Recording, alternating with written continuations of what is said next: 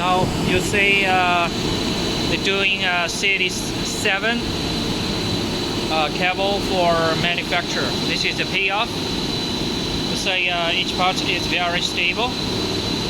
There's two different kind of colors.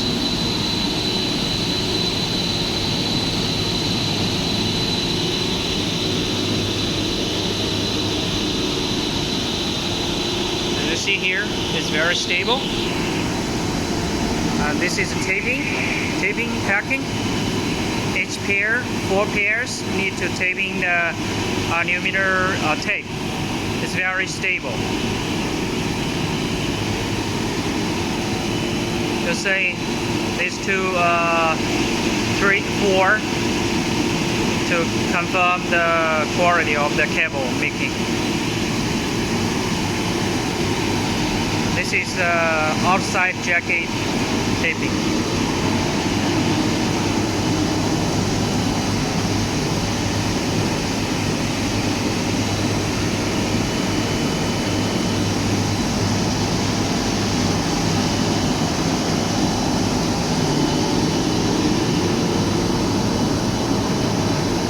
This is outside design. This is a raw material.